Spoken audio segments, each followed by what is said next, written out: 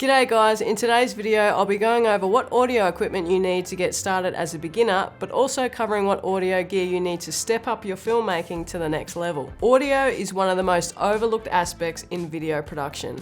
If your audio is shit, it screams amateur, and audio isn't sexy. Audio is a pain in the ass, but having said that, audio is also key to pulling off a professional video, and it's not as hard as it looks. The most important piece in your audio kit is going to be the microphone. There are a few different types of microphones to consider when purchasing audio equipment. These include on-camera microphones, shotgun microphones, lapel microphones, and studio microphones. Depending on what type of video you are shooting, this will dictate what type of microphone you will need.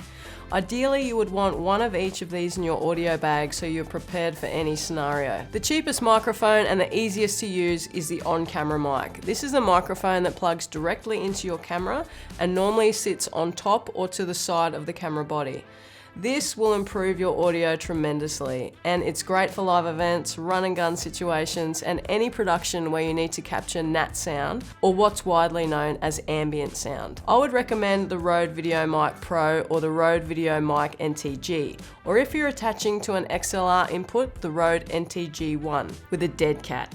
A dead cat is an Aussie way of saying fluffy dog, which is just another name for big fucking windsock. Rode is a legit Australian owned and operated company. Their HQ is in Sydney, so you know the Aussies would love the opportunity to name some weird shit. They also sell the dead kitten and the dead wombat, which I'll touch on later in the video. Now the on-camera mic is just that, on camera, so you have to make sure your subject is close enough to the camera for the audio to be usable. This is not going to work if they're 10 meters away, it'll be useless. The next type of microphone is a shotgun mic, which is usually used by a boom operator, or you can rig these mics up with a stand and one of these handy attachments, and you have yourself a boom operator without actually having anyone there. This is great for a one-man band setup, or just on those occasions when your sound recorders doesn't need to be holding the boom for half an hour. These mics are directional, which means they'll pick up audio from whatever is directly in front of the mic. If you're not directly in front of the mic, it'll sound like this. We use this type of microphone all the time for seated interviews and pieces to camera where you don't want to see a lapel microphone in the shot. The best shotgun mic in my books is the Rode NTG3 or the NTG5, depending on your budget. In addition to the shotgun mic, you are going to need either a windscreen that you can just pull over the microphone, or you can get what's called a blimp. This is what we use, and it's perfect for protecting your microphone from wind, but it also comes with a shock mount, so any movement in the boom pole will not be picked up by the mic. Now this windshield is not the best in heavy wind. For really windy conditions, you're going to want to pick up a dead wombat. Now depending on what camera you have, you may or may not need an external audio recorder to plug your shotgun mic into.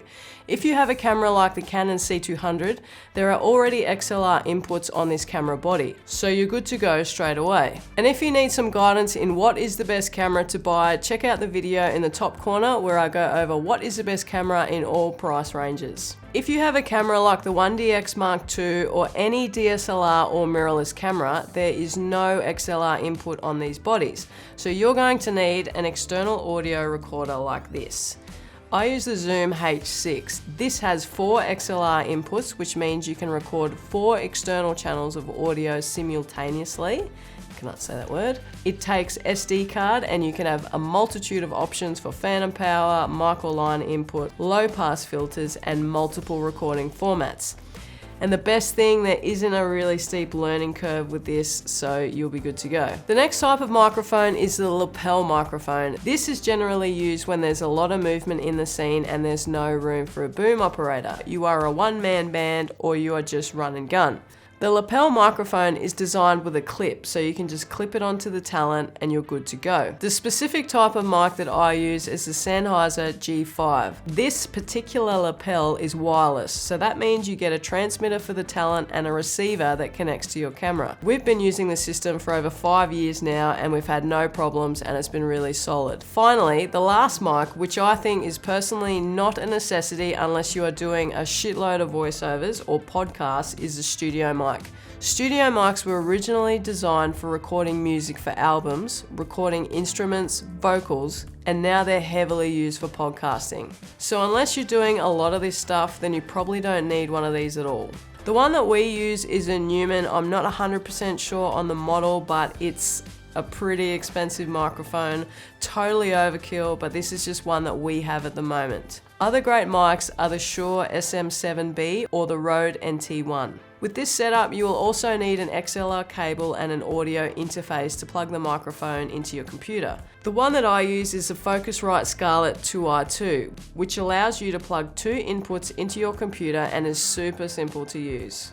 And that about wraps it up. I hope you guys like this video on what is the best audio gear to buy, and I hope it helps you with your next audio purchase.